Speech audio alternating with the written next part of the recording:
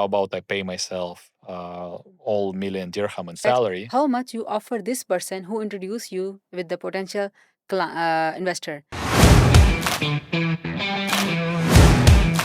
Hi guys, my name is Salma Noreen and I welcome you all in the Essence Show. And today I have a guest who is not going to share only about fundraising, but he will be sharing about his experiences in different countries as a business owner. Plus, if I tell you about your knowledge that he raised last year $1.8 million.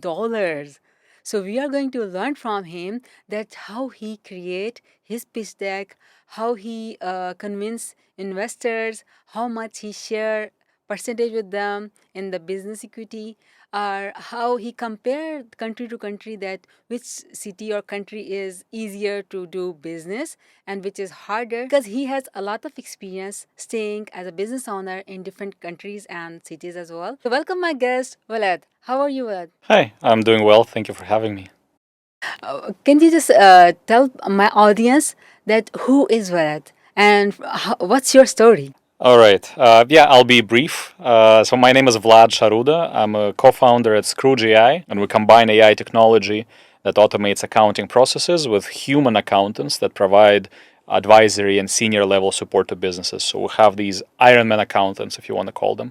And I've been running this business in UAE for about a year. And before that, for 7 years, I was a senior leader at a similar company in digital accounting space in Singapore. Before that, I lived and did marketing in Bangkok and also did some work in Russia and Canada. So took me all over the world, my journey. That's amazing. He looks so younger, but he experienced a lot. And today we are going to learn as much as we can from him. So, Walad, how you started your business journey? When, what age you were, or when it was that year in a year when you registered your first company, and because you are basically from the Russia. So when you left your country and plan to explore the world. Yeah, good questions. I'm originally from Russia, born and raised in Siberia for the first 12 years of my life. Then, with my parents, we moved to Canada, Vancouver, lived there for 4 years. I just went to school there, so that's my experience with that country. And eventually, I majored in finance, did a little bit of investment banking and consulting, figured out it's not for me, and transitioned into startups. Originally, as a part of the CEO's team, so we were ex-consultants that were meant to bring clarity to startups, which are usually messy, right? And we build structures and optimize processes. And in the end, it turned out that we could actually do the actual work ourselves better than the people that were managing it. That's how I ended up in marketing. I originally was helping out in email and loyalty in a travel tech startup in Russia, and I took over after a while, started managing that, and that's how I got into marketing in startups, which I've been doing for the last 13 years. Even now in this company, at Skrooge AI, I am taking care of commercial, which is sales partnerships and marketing. So I was doing that for a while, and after a few years, I decided to utilize the fact that I could speak English fluently, and I wanted to do something more international. So in 2016, I moved to Asia to join one of the startups that was backed by Rocket Internet. Rocket Internet is a big German accelerator that is known for creating copies of large successful Western startups. So they would take the Amazon model from the US and open it in Africa or Southeast Asia. So Lazada from Southeast Asia is for example, from them, or Daraz in India and Pakistan is from them. And I was managing marketing at one of their travel startups that was a clone of Oyo Rooms. Oyo Rooms is a big billion-dollar startup in India. And yeah, I was doing marketing there, 7 countries in Southeast Asia, based out of Bangkok for 2 years. Grew the company, but like it happens often in startups, issues with funding. Despite growth, we could not raise the next round, so I moved on. And that is how I ended up in Singapore in the digital accounting space, which is what I do now. So in Singapore, I joined a company called Awesome, which is a digital accounting provider. I joined relatively early, 2018, less than 200 clients, small team, And I worked with them for 5 years, grew from a marketer to CMO, so Chief Marketing Officer. I launched markets. I launched Hong Kong. I launched partnerships programs, partnered with the biggest banks in the region, and had a marketing team of 35 people in the end. We grew to 25,000 clients, tens of millions of dollars of revenue, raised 60 million. I participated in the fundraising process and pitching as well. And after that, I decided to embark on my own journey and start a proper startup of my own. Prior to this, I did have side hustles. I did consulting out of my own entity, and I had a few projects, but nothing that was full time and super serious until Skrooge AI. Yeah, so last year we came together with a few co-founders, a few partners of mine, and decided to bring the model of transparent, convenient, and clear accounting with technology to the UAE, because the UAE market desperately needs something like this. The tax regime is changing, new legislation is being introduced. It's a lot, and founders don't have time to be on top of all the regulations and what they need to do. So we came here to make sure that the process is as easy as possible for founders so they can focus on growth, and we just take care of all the compliance work. That's amazing. You know, you're opening the more and more questions for me, and I'm going to ask a lot as much as I can. So I have two questions here, but we will go one by one. The first question is that what encourages you to move to one country to another and one field to another? Like you started in the marketing and you were doing great. You went to the CMO post even, and then all of a sudden you changed the field and even the country as well, and you jumped into the digital accounting. And the way you said that you were in Canada, you were settled there, and you were having really good time. Then moved to Bangkok, and Bangkok to Singapore, Singapore to Dubai. So, what were the reasons you were moving? I would say that looking back, it all looks like it makes sense and it was all predetermined. But in reality, when life happens, a lot of it is random chance. So Canada was not due to me. It was my parents who wanted to move and experience living in another country. So I was there as a student, right, a high school student with them. I enjoyed it, but back then we felt like that there was more opportunity in Moscow. That was in around 2008. The economy was on the rise, and yeah, there was just more opportunity there. And after a while, after living there, why I shifted to Asia, for example, was because I wanted to do something international, right? I wanted to speak the English language at work. I wanted to work with different nationalities. And the company I was with at that point in time, the travel startup, it was focused on the Russian market, right? So that was limiting me a little bit, right? Because it's like I wasn't using one of my arms. I could speak English, I could use it, but I wasn't. That is why I moved. And Bangkok was interesting for me because it's an exciting city to live in when you're in your 20s. And yeah, I just decided to experience it. Actually, it was the first time I visited Asia. That's what it happened that year as well, 2016. The first time ever I was in Asia, and 3 months later I actually moved to Asia. So it was just a coincidence. And speaking about Singapore, uh, I decided after a couple of years in Bangkok that I want to prove myself in another market. Singapore is a global startup and financial hub, and it's a very serious market that is difficult to get into. And I got in there just because I messaged the founder on Facebook. This works, guys, right? Wow. I messaged the founder on Facebook. One message on Facebook only. Yes, I messaged the founder. I came physically to the office. We had one interview and then I started. That's it. And they sponsored my visa to Singapore, etc. Of course, I had a profile that was interesting and I did well. But one life hack is that startup founders are responsive. Just drop them a message if you're relevant and if you know what you want. So that's how it worked out for me, and that's how I ended up in Singapore. And then lived there for 7 years. Right, grew a lot. Worked at Awesome. Grew my team. Had a stable career, relatively stable because in startups it's never stable. And after a while, I decided to move on to pursue something of my own because I understand the growth part of the startup journey, how to get clients, how to do partnerships, how to speak, how to open markets. And I decided that I could do it on my own as well, but not only on my own because I have very strong co-founders, which is very critical actually in starting a business. Sometimes being a solopreneur is okay, and nowadays it's much easier with AI tools. But in my experience, I would not be able to do what I am doing now alone at all, because I have a few co-founders and still very, very, very busy every day, right? So this chance meeting brought us together. The business opportunity was in UAE, and I decided that, hey, why not jump the ship and move from Singapore to here, and join the growth of this market because it's very dynamic.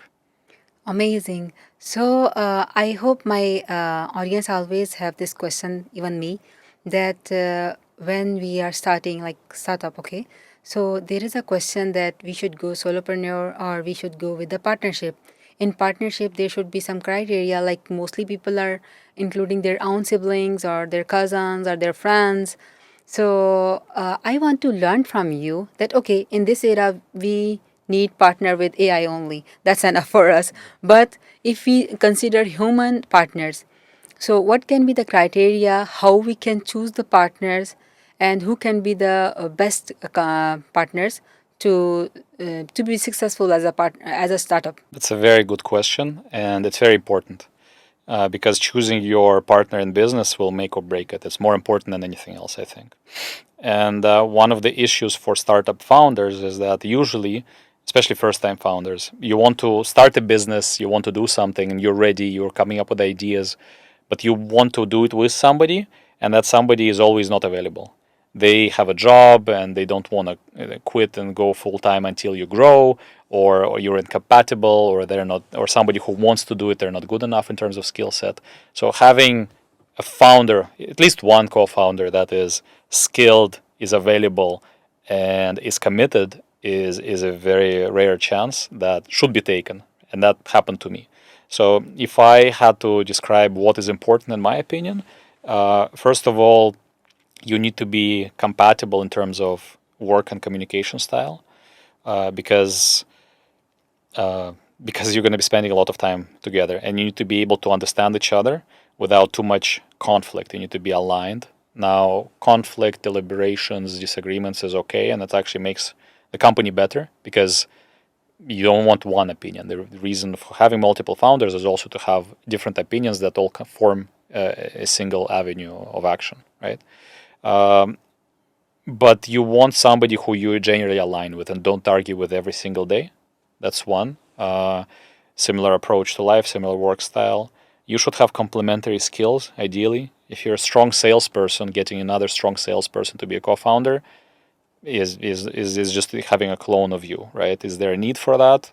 Probably not, right? So ideally, the basic approach described by Y Combinator is one tech guy, one sales guy, and then one creative guy, for example, something like that, right? So in our team, generally speaking, we're split by commercial, operations, and product, right? So those are the streams that are separated by people. So the second factor is complementary skills. You need to complement each other, and in each one of your zones of responsibility, you need to have a spike, right? So the person that is responsible for sales, they need to be quite good. The person responsible for product needs to be quite good. It's not three generalists that can do everything that just decided, okay, I'll take product. Yeah, and then in my opinion, it is better if you know the person somewhat, because trust needs to be built. And just starting a business with a person you know nothing about has a lot of risks because you will find out a lot about them once you start, and it might be too late. So ideally, you know each other already, but maybe do not be best friends or wife or brother, because business can affect relationships, and it's better to start as acquaintances and business partners and become friends rather than be friends, best friends, and start a business together, because you cannot communicate as clearly and transparently with your family members and your friends as you should with your co-founders. So third, I think that's the third one, hack is you should ideally know them somewhat, but don't have them be your best friends until you start a business. Then you can become friends. That's these are amazing tips. And what about the percentage or winning their loyalty?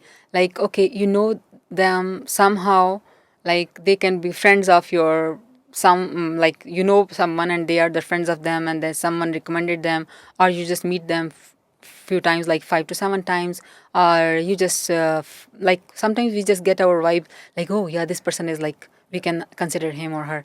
So now because you are going to start business with them and initially it's zero, so it's okay, they will be agree on 9 terms and you will be agree on 9 terms. But when money comes in and people change sometimes, so how you initially agree on some percentage together and how you just keep the business relationship like normal, means sometimes your partners or co-founders can think that they are doing more, and especially when, like for example, sales guy can say that because I'm doing more efforts, that's why we are winning.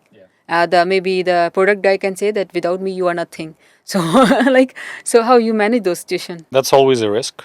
That's always a risk that somebody might not live up to what they promised. In order to mm, negate that risk, you would have something that's called founder share vesting, right? Where founders don't just get their X percentage immediately. It vests over time, and if they leave before that vesting period ends, they forfeit whatever has not vested yet. Right? This makes sure that the person is motivated to stay longer, and they will continue to fight till the very end. That's one consideration. In terms of splitting shares, best do it as early as possible.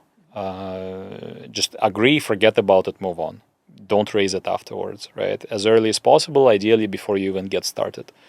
You just need to agree on what's fair, accept it, that's it. Things change later, you agreed already.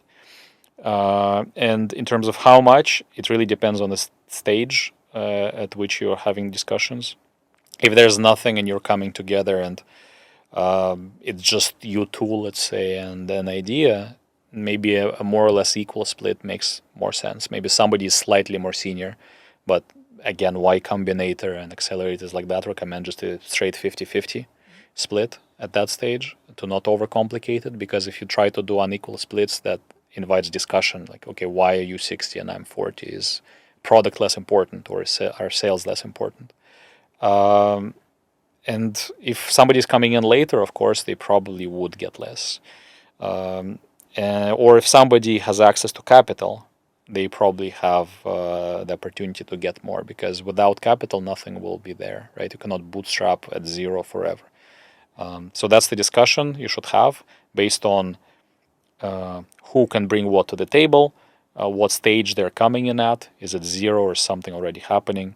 And try to agree as early as possible to remove conflict and get going on work as fast as possible. That's great. So now, what stage you guys brought the, like? I will just talk about your recent startup, okay?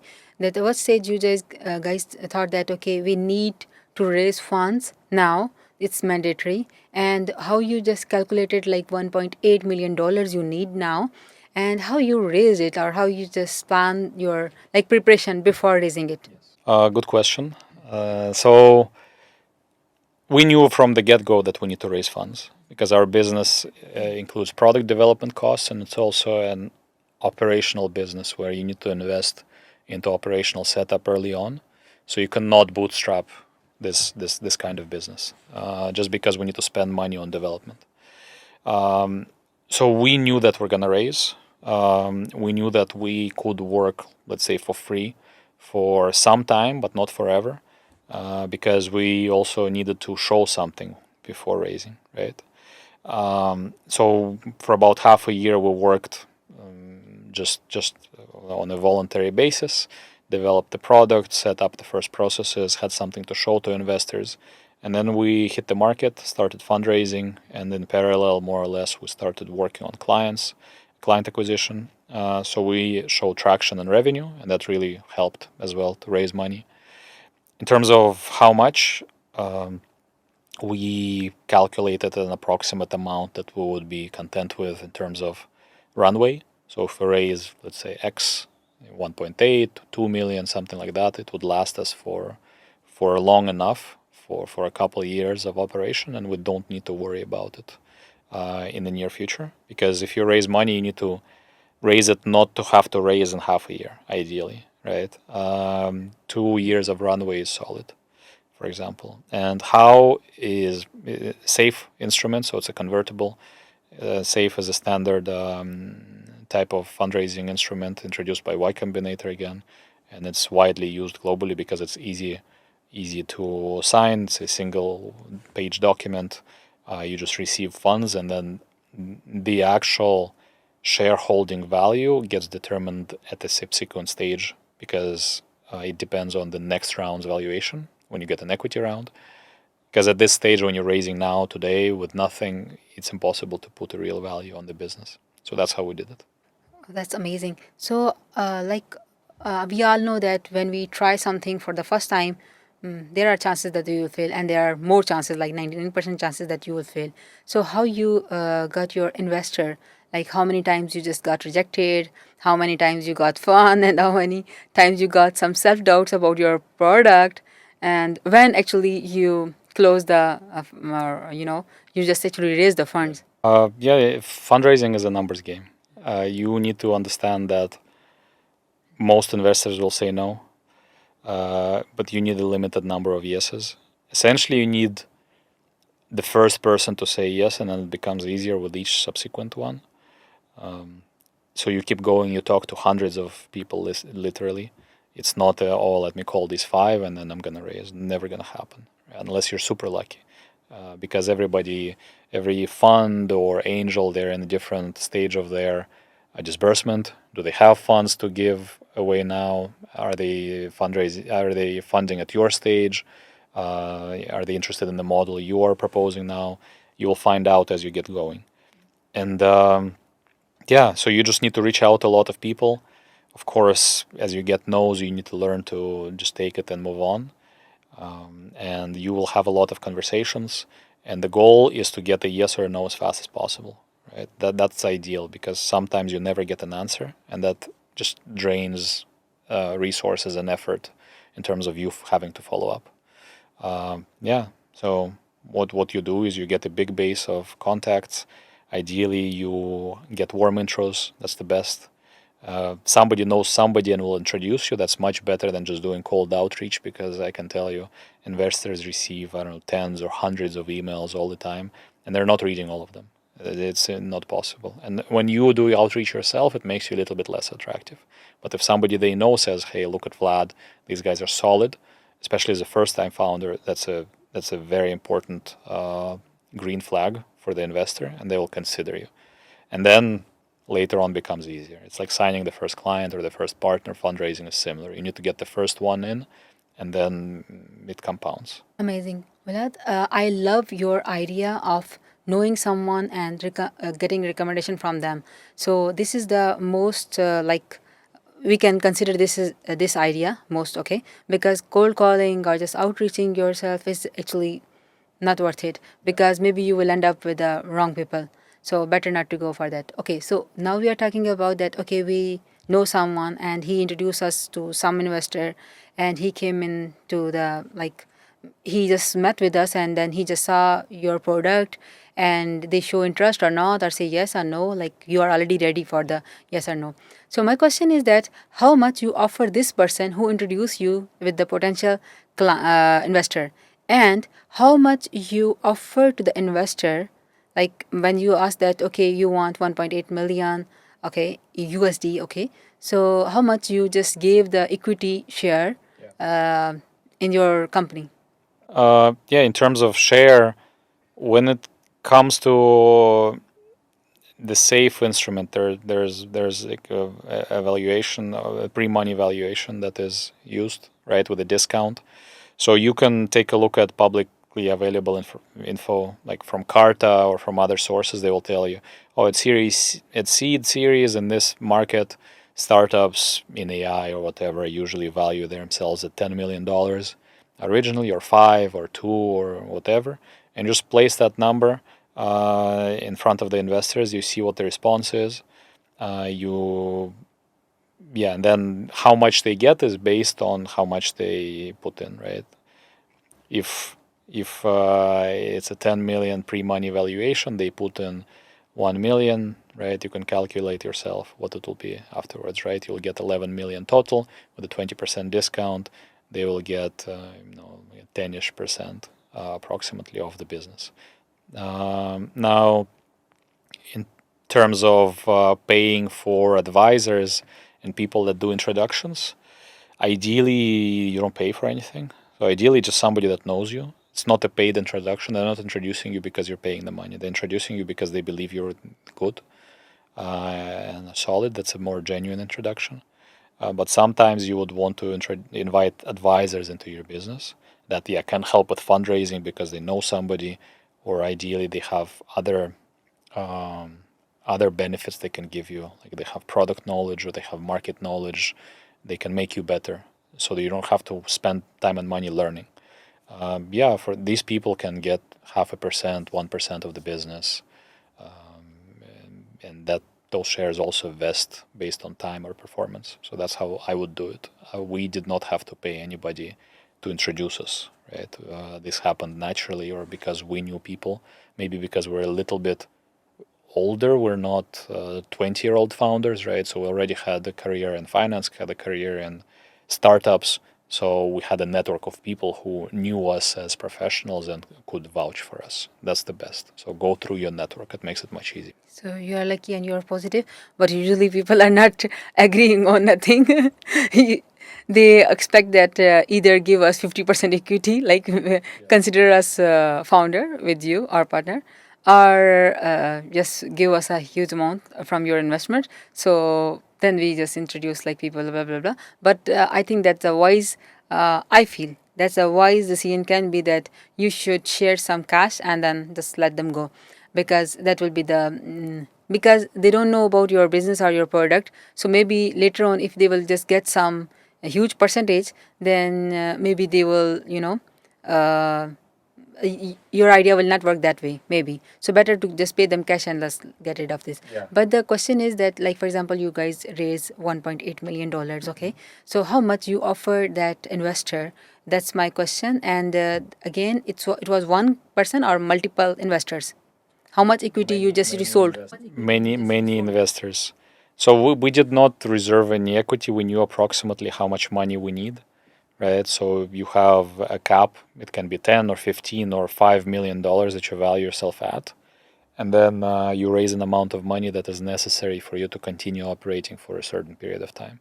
So a couple of years, let's say, right? So we knew approximately, okay, from 1.5 to 2, we're okay with, right? And then with a safe instrument, it's ongoing. So it's not one single round. You closed, you're done, and that's the beauty of it. I can still take money from investors now in the same instrument today if anybody wants to, right?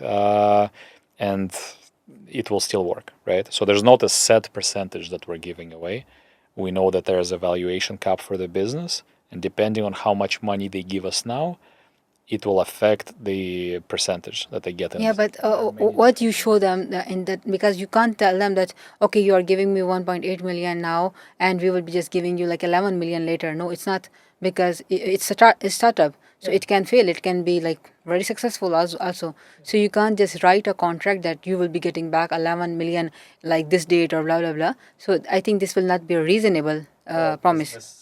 Well, the safe instrument is a convertible note. It's a legal document that you sign that states, okay, you give me amount X, and when the next round happens, somebody else comes in and does an equity round, which is Series A. They come in, they value the business, let's say it's 30 million or something like that, and based on that valuation, you get So a certain that percentage. percentage is mentioned now when he's giving you. They know approximately what they will get, but it depends on the future success of the business. So it reduces the risk for the investor now. Because if I tell them, okay, hi, give me $1 million, my business is valued at 20 million, based on what, right? For example, okay, I'm giving you, for example, 2 million, okay, dollars today. So I want something that okay, how much I will get and when. So what will be the answer of this question? Okay, so let's say hypothetical example. So let's say I have a safe instrument, convertible. I will value ourselves at $5 million pre-money. So I value the business $5 million. You give me 2 million, so that makes us 7 million post money approximately, right? And then depending on the next round and the discount that is applied, that amount can differ, right? So you can get more or less. If the business doesn't raise at a high valuation, the person that put 2 million in now gets higher amount, right? So they get, 2 million out of the seven of valuation at a 20% discount, right? Which is going to be, uh, let me whip out my calculator. No, and I want to understand that in the percentage, because what you will just give them like hope or There's no set percentage because you don't exchange equity right now, right? The percentage is calculated later. So the instrument is called SAFE, SAFE. It's developed by Y Combinator. It's widely used globally for seed rounds in the US, in Europe, and other markets. And you do not give them a set percentage right now. You value yourself at a certain. It's pre-money or post-money. You give them a discount, and depending on how much money they put in and what happens after in the next round, that determines what they will actually receive because it's safer for the investor. Because what if I don't raise a huge round later on, right? Then they need to get a higher share of the business, right? yeah. Or So what it if I can't be raise like it can't be like you are just giving them 5% equity in your business. Is it possible? it can if you'd like, yeah. So everybody has their own approach to this. Yeah. Like for example, if you are giving me some money, I need maybe some small money, and you are angel investor now, and our product is done, but we don't have clients, and we need money for advertising and the blah blah blah. So the if we agree, you and I agree on the 5%, and you are angel investor, so that's fine. Yeah, you can do that as well, no worries. So the difficulty and why these instruments exist is because it's difficult to value the business. When you don't have anything, you will say we're worth 10 million and the investor will say you're worth 1 million. So how are you going to agree? Right? Yeah, That's why you and have no, these and the instruments. later stage when you will be Series A, Yeah. and it will be 18 months almost, okay, or 2 years. So you will be raising the like 10 million now or the bigger amount, okay, and then his 5% will be a bigger pie, you know. Yeah, So I exactly. think we can do this way, yeah. Yeah, yeah, yeah. Okay, so Vlad, I have another question. Too much boring stuff in fundraising. I know the people who love the fundraising are they are interested in this one. This discussion would be really good for them or helpful for them. But the people who don't like maths, they will be getting bored. So I will just go to another segment or topic of our discussion. That's like when we are registering company, okay, especially in Dubai. So there are little confusion, like people think that okay, we should go for free zone or we should go for mainland. So what is the mainly difference between both? Because I guess you have both. Yeah, so yeah, yeah. so what is the difference and what they should choose? It really depends. That's a classical answer. Up until some years ago, mainland companies needed to have a local partner in UAE, right? So essentially, half the business, more or less, was controlled by a local person, which is one of the reasons why free zones were established, where you could have 100% ownership as a foreigner. Uh, Nowadays, the situation has changed, and now you can have a mainland company that you own 100% of, right? So it's similar in that sense to free zones. But in the end, the factors to consider are tied to what kind of business you're doing. Are you going to be dealing with locals in UAE, with local companies and local consumers, or are you trading externally mostly, right? What type of visa do you want? For example, getting a visa with a free zone company often is easier, right? Because they have set packages, etc.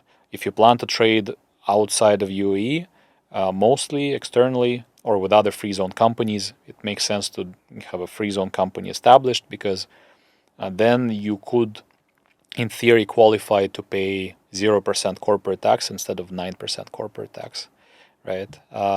You save 9% essentially of your profit. That's a big difference. Um, so it depends on the business structure. If you mostly work with locals or B2C here or local companies in here, mainland is a good option. It will be easier and you will pay essentially the same amount of tax as a free zone. That's amazing. So if my target audience are clinics and doctors in Dubai, and I have Dubai mainland license, that's okay. Yeah, should be okay. That's amazing. Okay, we got the license. That's done.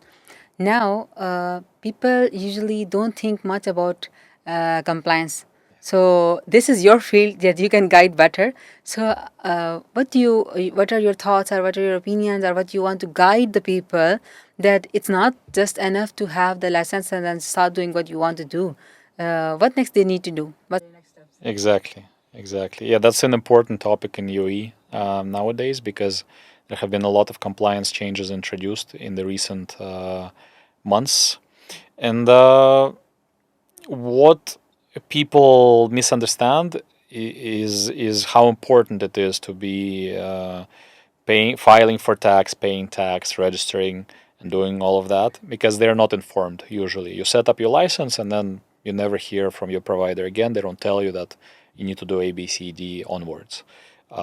That is due in part to the fact that a few years ago you didn't need to do anything, and a lot of people that settle in Dubai and come here in UAE in general, they still are under the perception that it's a 0% tax, zero compliance market. You just don't need to do anything. It's easy peasy, but it's not the case anymore. Um, Compliance has changed. So there's value added tax that applies to businesses. There's corporate tax that applies to businesses. You need to register on time. You need to file on time. There's audit as well. And many businesses don't know that. So a big part of what we do, apart from providing the actual service, is educating the market, doing webinars or in-person events, and letting people know what they should be aware of and busting a few myths. So, for example, one common mistake is not registering for corporate tax. If you have an LLC, within 3 months you need to register for corporate tax, or you get a 10,000 dirham fine, even if you miss it by one day, etc. And nobody tells you, and it's a common issue because you start your business, you're not worrying about this. You need to open your bank account, you need to find first clients, you're thinking about other things, and nobody reminds you that you need to do this registration. It's relatively easy and fast. You do it, you avoid the fine, right? One common mistake. Or another mistake is, oh, I'm a dormant company, I don't really have any sales, so I don't need to do anything with tax. I'm small or no profit. Also, typical issue because in UAE, all LLCs need to file for corporate tax. So even if you don't have a bank account, you need to file. If you don't, again, you're going to get a fine, and that's a common thread. A lot of fines in UAEs for mistakes that can really add up. So whatever savings you had initially, that you thought you had initially by not paying a consultant or not paying a provider, all go away after one fine, right? And even if you're a small business that has no activity or limited activity, you still need to file corporate tax and file a zero return if necessary. Uh, Another common mistake is paying yourself a very big salary. So somebody who does make a lot of money, and let's say they make a million dirham profit, they say, "Oh, corporate tax is 9% and personal income tax is 0%. How about I pay myself all million dirham in salary, and that's it, not pay any tax?" Obvious mistake because, of course, the FTA understands that's a common way to avoid taxes. So paying yourself a salary to lower the tax base doesn't really work, and whatever you pay yourself also needs to be market level, let's say, right? So you need to be able to prove that this is what is a salary for a business owner or a senior manager in a business at this stage in this industry. So there are a lot of these small things that you need to watch out for.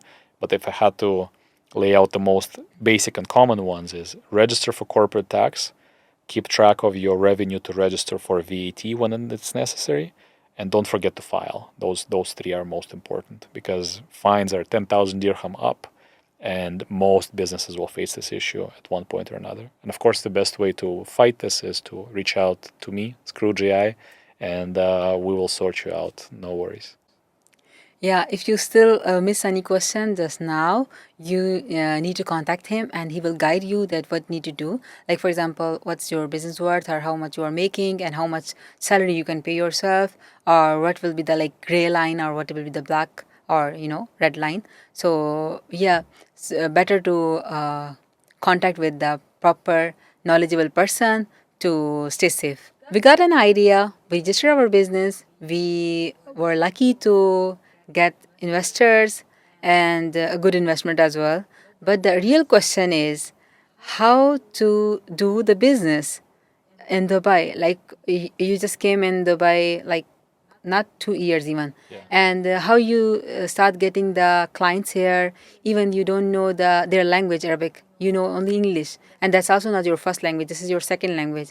So how you manage having clients or running the business in Dubai? Good question, as always. I would say that Dubai and UAE is a special market because generally English is spoken and accepted here, makes it easier for you. And it's not easy to get your first clients anywhere as a business owner because you don't have any brand value, nobody knows you. The positive factor for us was our industry and what we do. So we have a product that is required by any LLC and any business in UAE. So every business in UAE needs accounting and tax support, and we do it better. We do it better because of our technological approach, because we combine senior accountants that are experienced with automations, and that makes us fast. That makes us better price quality. So the combination of what to say and how to make ourselves look different was there, and combined with the fact that this is necessary, made it easier, relatively speaking. So it was not a AI software that could maybe help you, but you need to prove to the person that is actually needed. Nothing like that. It's easy to explain that you as a business owner need accounting. A little bit harder in UAE because business owners are not always used to it because until a few years ago you didn't need to do anything. But nevertheless, because of this, I and my co-founders, we reached out to our network to business owners or senior managers and companies, demoed the product, and a few got on board because they trusted in our professionalism as people. They knew how we work, maybe not in this setting, but in other companies, and they knew that we will deliver results and make sure that the quality will stay high. A good factor in this is that in UAE, oftentimes in our client experience, the client has had a negative experience previously with other providers. So they already were burned, they already were looking for something better, and we provided this solution for them. So this would not be possible in the market like Singapore or UK, where your accountant maybe was dealing with your father, right? He knows you since you were born or something like that. They're not bad. They know you. You will stick to them. To switch, it will be very difficult. But in UAE, where businesses either did nothing or they worked with some provider that they're not so happy with, maybe they got overcharged or there were issues, you come in, you show them a better way, you show them that price quality is actually going to improve, and they go with you. So initially, it started with our network. A few people believed in us. And then you start meeting business owners, you talk to them, you sound professional, and you showcase what you can do, and you actually have a real product, and they go with you. So and then it snowballs. And even now, even though we've only commercially launched maybe half a year ago, we get client referrals, and we get referrals from people that say, look at this. This is a next level experience. So it's a cumulative effect. First, it's hard, but you go through a network, you have a product that people need, and it's better, and then it snowballs. That's amazing. But don't you think that, even in UAE, there are the guys who are into accounting and they are the providing the similar services at very low price. I don't know how they survive, like 300 dirham, 500 dirham per year, and that's really, really low. So there will be the clients who will immediately reject by means after hearing your prices, they will reject and they will not see them on demo.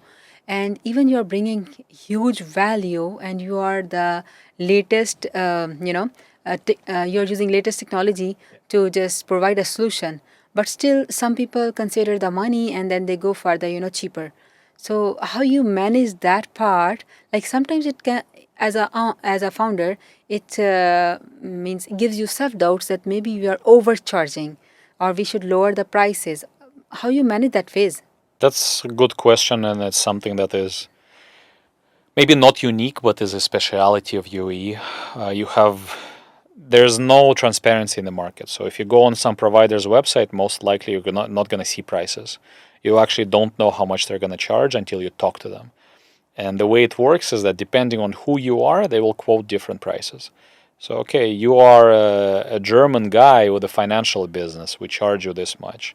Oh, somebody else is, I don't know, Russian or Indian who's launching something else. We charge you a different price because they try to squeeze the maximum amount of money possible out of the end user.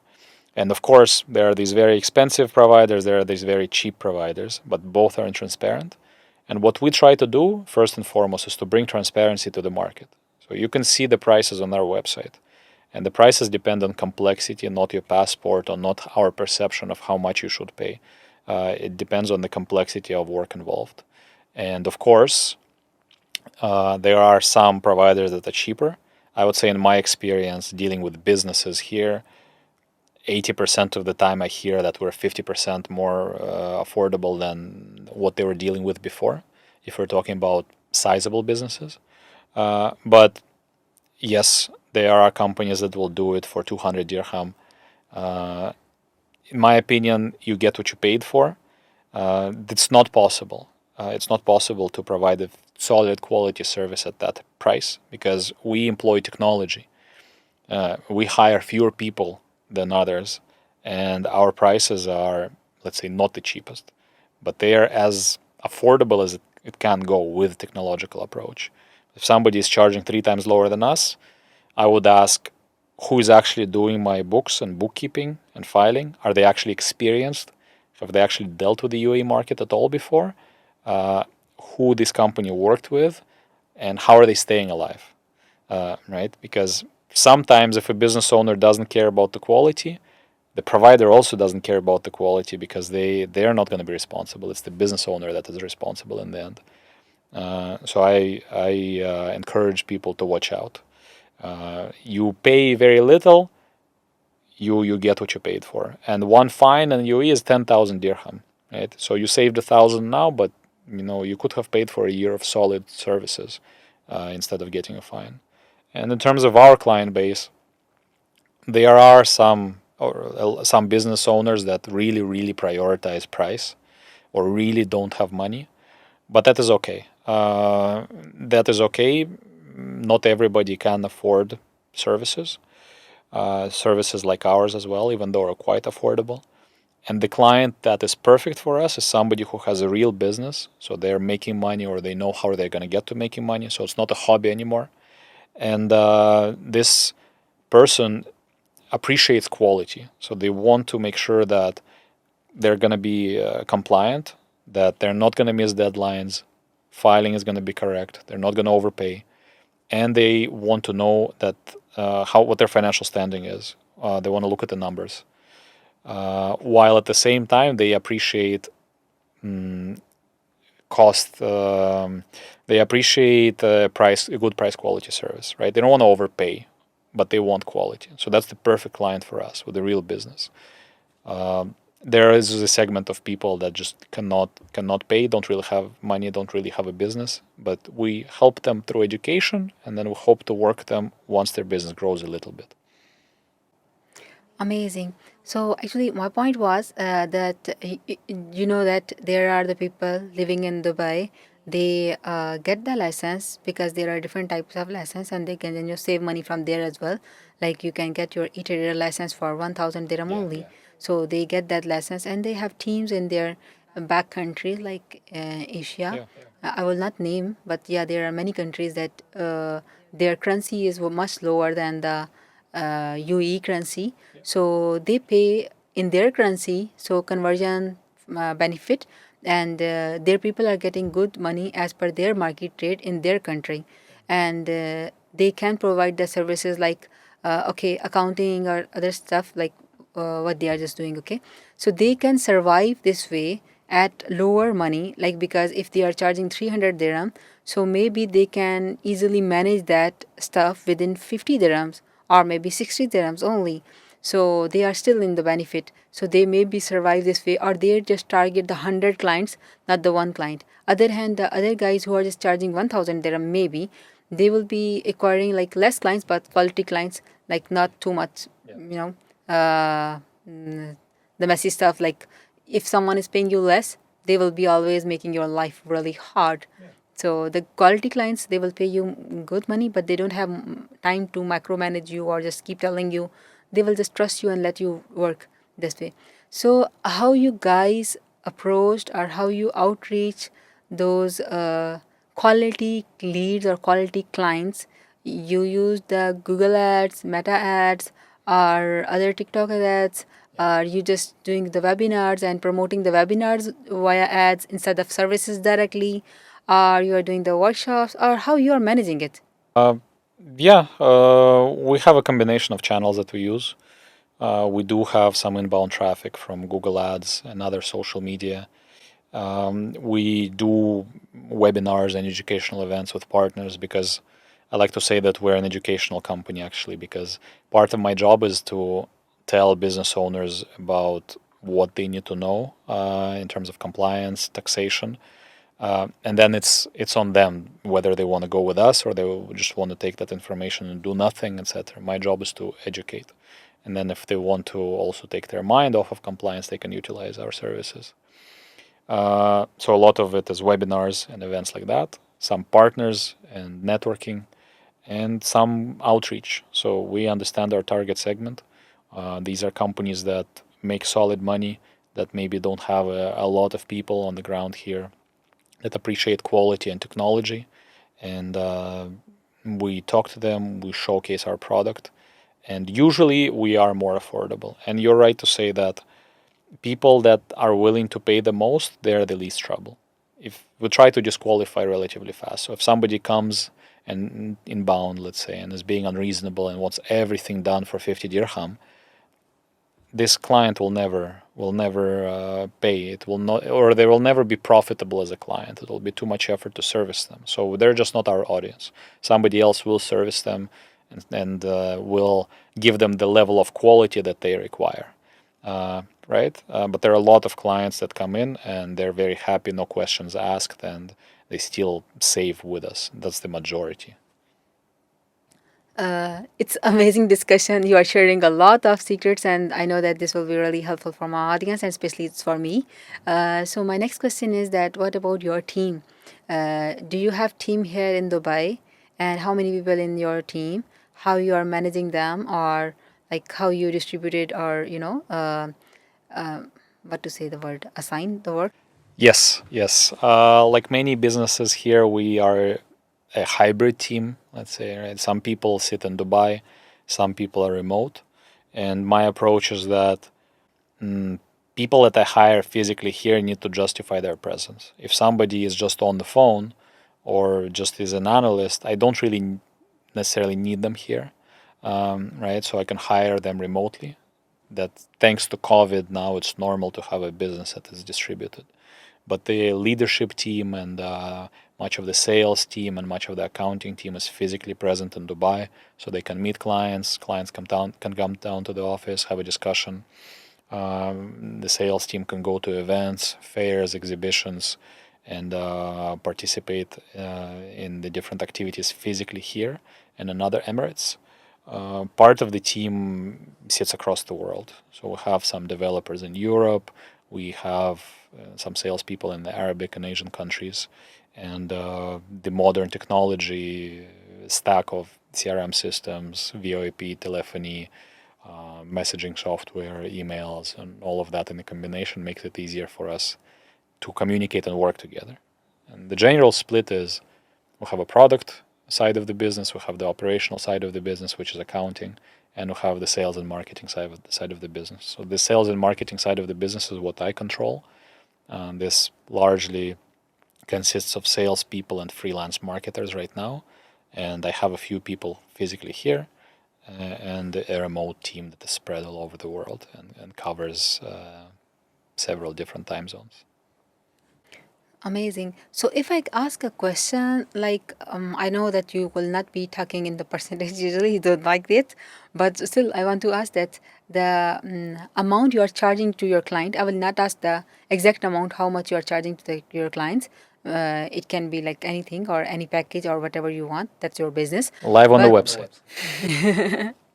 okay, so you have on the website. Okay, so how much percentage goes to your team? Like how you distribute? Like okay, this is the cost of operations because you must have the bills and other expenses as well, other than the team salaries. So how much you just keep in like this will be going like this much to the team or the marketing team or this much would be the budget for the ads, etc. Like this. Well, since we're actively growing, everything is going essentially towards the team and marketing activities. We're reinvesting everything we have.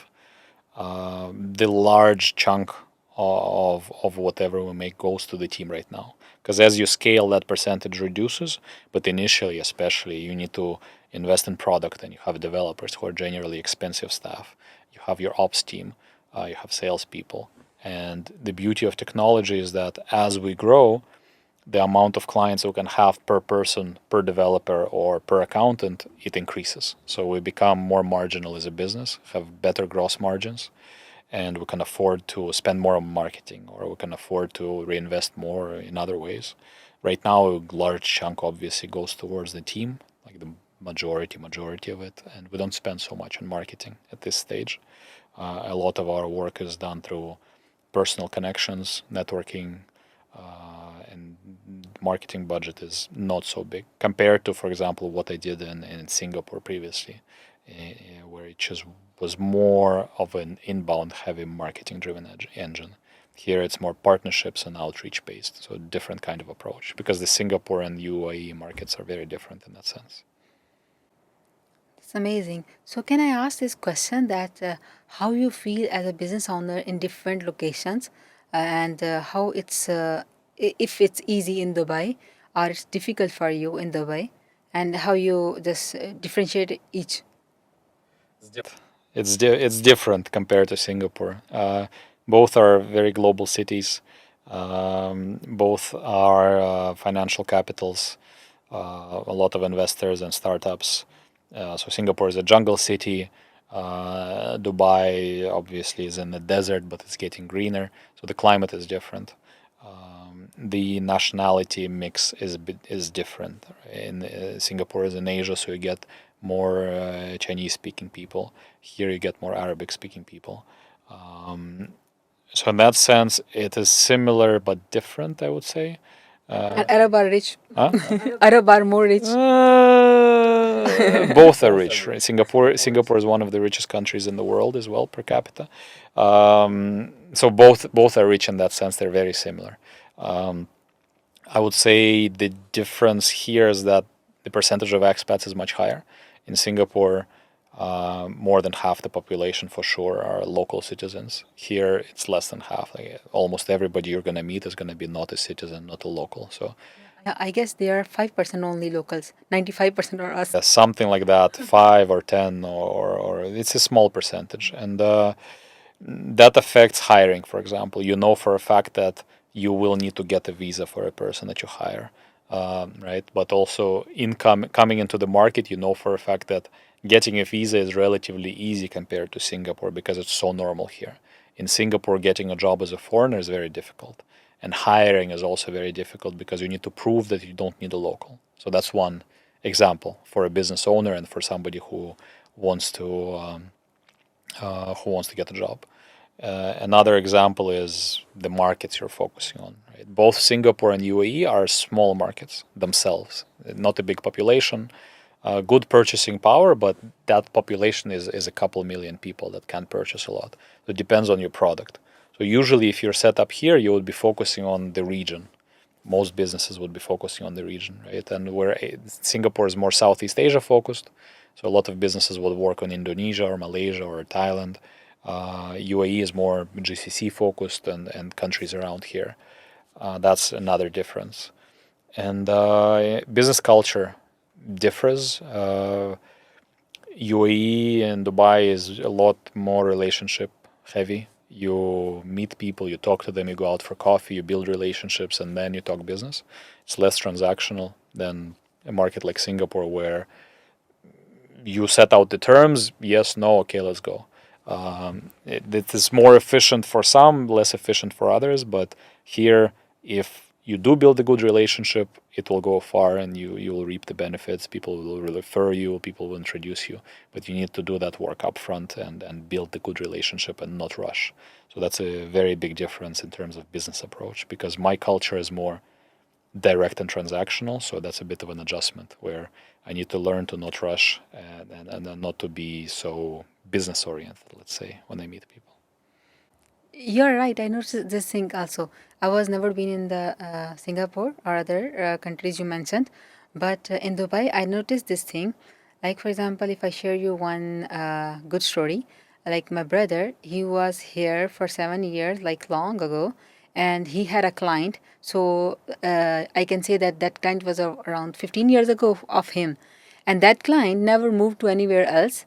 Okay, even I came here, so he wanted to work with me because I'm sister of that guy. He worked already, so they will just never leave you. Your clients will never leave you. So one client is there forever. He will always choose you, and he will always recommend to others. So yeah, quality matters, connection matters here. So I feel that like because I didn't experience the other countries, so I can't say, or I'm not the right person to say this, but I feel that doing business in Dubai is easier. Dubai is more business friendly. What do you suggest about this? Like, you think the same way or different?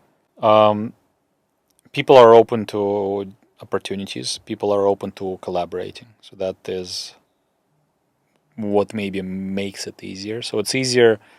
It's easier to find like-minded people that are open to exploring. The challenge sometimes is getting that exploration into an actual business deal and money being transferred. But getting the initial contact is much easier here.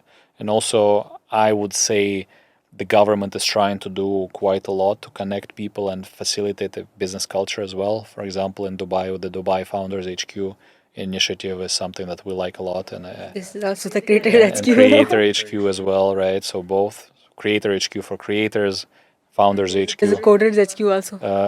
A lot of initiatives, as I said, right, for different kind of profiles that bring businesses together, that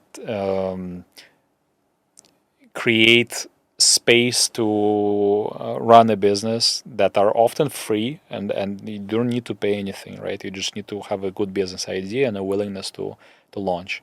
That is something that I have not seen so often in other markets. In that sense, it's easier here if you come in with a real willingness to grow, if you come in with a willingness to help others as well, and work hard. Yeah, and that is also why I'm here. Opportunities are really here in this market right now. Well, you have interesting insights about the markets and about the business, about the overall investment. Now, my real question is that what do you think about the networking events, like free or paid? And then, as you said, that you are spending less money on ads or the marketing. So, and also your clients are specific, like they are not the cheap one, paying the cheaper prices. So, how you prefer networking events? This should be paid or free, or they should be quality, less people, more people, or what places you just prefer? How it goes? Yes, please. Yeah, networking is an important part, and events in general is an important part of business here, because this market is very physical presence heavy compared to Singapore. I did some events there as well, but not as much as here. And in terms of who I try to meet, I would say we're not targeting more well-off people or anything like that. We actually have a very wide, mm, wide demographic we're targeting, from a single solopreneur to a bigger company. But it's mostly about people who have a real business and who enjoy quality, right? Because by far, most likely, they're going to be we're going to be more better price quality than others in the market, and more affordable. So I meet all kinds of people, even those that are just starting out. And I've been to a lot of events in Dubai and UAE in general, and I would say that before you go, it's hard to tell which one's going to be good, which one is going to be not so good. So I tested. I tested free ones, I tested paid ones. I would say on average, paid ones are better, because that filters out people that are just coasting. Let's say they don't have an agenda, that don't have the budget for anything. So if somebody is not willing to spend, I don't know what, 30 dirham to go meet other people, um, they might not be willing to invest into whatever you're offering. Because of course everybody goes to the networking event to exchange knowledge, exchange contacts, and maybe gain clients, gain partners. So you need to know that who you're talking to as well is from a curated crowd. So I like two kinds of events. Either where there's a filter through a bit of a fee. I don't like expensive events. I will not go myself. But a bit of a fee is fine. Uh, it shows commitment. Or events that are organized by a community, right, where not everybody can get in, like Dubai Founders HQ or Creator HQ. It's only for the community, so you know that people that are there, they already have been vetted, and it's free. I'm okay to go to a free event like that because I know that pre-screening has been conducted, and I also go to quite a lot of exhibitions here, like GITEX or STEP next week, or World Dev next week, or Sharjah Entrepreneurship Festival. These are quite nice, and they attract solid exhibitors, solid crowds of business owners, because UAE is a very business-heavy market. But if I had to summarize, usually I like events that are curated, that have a purpose, or I know the organizers, and that have a bit of a fee that you pay just to filter out people who are non-committal and that are just there to have a chat and drink some tea. Because, of course, I like to meet like-minded people, but in the end, it's part of the job, right? I want there to be a chance of success to complete the goals that I have by being there. Amazing. So now there is another question, like how you sell in such networking events, especially you talk about the conferences. So in conferences, you know already that the exhibitors, they pay for their stall and they pay huge money. So they are there to sell something and they are just there to just show the demo, etc. But you as a visitor there, like you paid a small chunk of money. These are also paid events, yeah. But you paid, like, for example, if you paid 500 to just get in, but they are paying like 20,000 for just like stall. So yeah, they have their more right to just uh, exhibit or show their product or idea. So how you network, or how you make connection, or how you make the connection that are convertible, because we all have limited time and energy, and we can't be in every next event, or we can't be connected with every next person. So how you manage that? So sales is about figuring out the pain point of whoever you're talking to, and solving that pain. It's not just about telling about yourself or, hey, look at my product. If you know what the issue is for them and you can solve it, it's going to be much easier. So it's about discovery and understanding your audience. And a good proper test, like a proper salesperson, would go to one of these events and will sell to the exhibitor. And we have done it ourselves, where we have clients from GITEX, they were exhibiting there. They were there to sell their product, but we came to them, and because our product is good, it's necessary, and they did have issues. We came to them, and they came out as a client of ours, right? And with some, we became their client as well. With some, we'll become a client in the future, but that happened. Or a recruiter reaches out to me and they want to sell their recruitment services, but they become my accountant client in the end as well, because it's necessary for them. Or I go into a cafe and I buy a smoothie. All these real stories, by the way. My partner goes into a cafe, buys a smoothie, sees the owner of the cafe there, talks to them, figures out what their pain points are, tells them about a better way, and they're a client now as well. So the real test of sales is how to sell to somebody who is not actively looking for your services. And I know for a fact that that can be done. It's about understanding the pain points and having a good enough proposal. But apart from that, of course, you need to be able to qualify and disqualify fast. You cannot spend your days, weekends, nights just talking to everybody in the world, because my LinkedIn, my WhatsApp, my Telegram, my email, they're blowing up from messages constantly. Everybody wants something from you.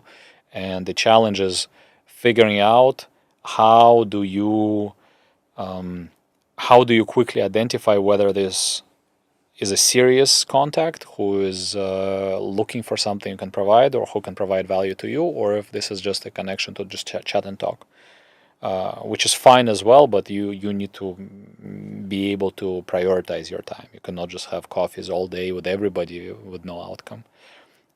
So identifying that as early as possible is a skill that you need to acquire.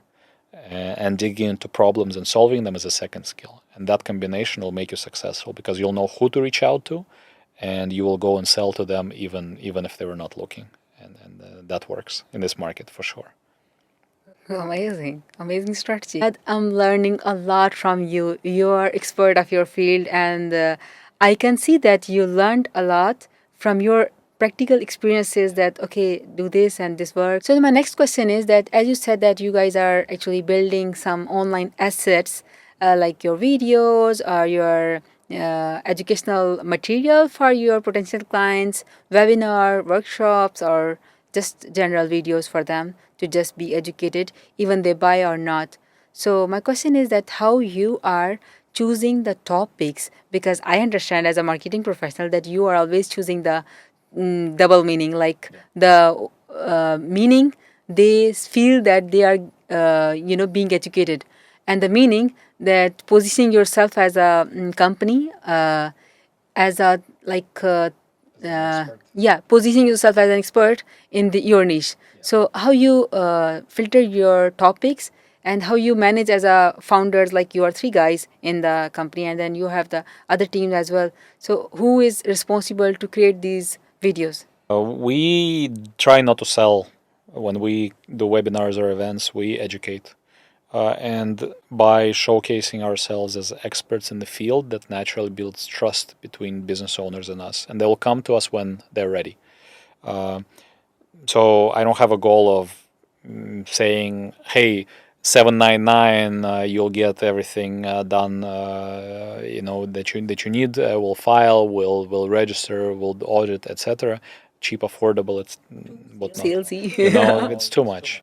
So when we do events or webinars, we, for example, talk about the typical mistakes or myths that business owners face. That's something I described earlier on. One mistake is paying yourself all the profit as salary. A typical mistake business owners face. We try to debunk this myth. Or not needing to file corporate tax. I'm not going to do anything. I'm a small business. I'm too small. Another common myth. So we try to tell business owners about these potential mistakes before they get fined, before an issue comes, because a lot of them are not aware. Or another one about free zones. Oh, I'm a free zone company. I pay 0% tax forever. Also, a common mistake that is not true. It really depends what you do, where you set up, what are your activities, and that's exactly what we talk about in the webinar. Depending on that, maybe it's going to be 0% for you, or maybe 9, but you need to be aware in advance. So the structure goes like mistake 1, 2, 3. Here are examples. This is what to look out for, and then strategies for improvement. For example, how to effectively expense things for your business, right? Expensing office space, expensing car, expensing travel, expensing entertainment in a way that will reduce your tax burden for your business in an efficient manner. That's something we talk about, or how much to pay, whom, or how to set up in such a way that you maximize your tax, how to choose between free zone and mainland. That's something we talk about. And that's the typical webinar structure. Sometimes I give a talk about running a business in general, about UAE, what to watch out for, the fact that it's more expensive than you would think, but also there are more opportunities than you would think. So if you come here, you need to be really serious and prepared. It's not. It's a land of opportunity. Let's say it's not a land of dreams where things will just happen. But there are a lot of opportunities to get results. That's what we talk about in our events. In terms of video production, we don't do it at the moment. So we just do a Zoom or some other recorded webinar. We share it with the audience. But yeah, maybe you will soon see us also on social media, and we'll do a little bit more of video production and education on those channels or through podcasts like Salma's podcast, where we can spread the word to the audience and uh, get into your ears before it's too late. That's my goal. I'm happy when business owners don't come to me with problems. I'm happy when business owners come to me before problems arise. So that means I'm doing a good job educating the market. That's amazing. So your content format are usually like warning signs that this mistake, that mistake, and then how to like okay how to improve or how to do this strategies type. And these are all video like recorded Zoom calls. Like you and your co-founders are actually talking, and then you're posting. Or usually you are just building some form and sending to your potential clients, and they are joining there and they can ask directly questions and the recording goes to YouTube. How you just manage this one? What's the idea? It's a hybrid. Really depends. So some in UAE in-person events are preferred. So some of our partners they prefer us to be physically there, physically answering questions, being present. But because Dubai is a big city, not everybody will travel all the way across town just to see you. So we actually prefer a hybrid or webinar approach so everybody can tune in. They don't need to travel for this, but they will get the information and even get a recording for future use. So we'll try to make it be a webinar over Zoom. We create an event in Eventbrite or Meetup or whatever other platform. We promote it through partners, and we try to educate their audience and also our audience and our clients and our prospective clients that we just share knowledge with.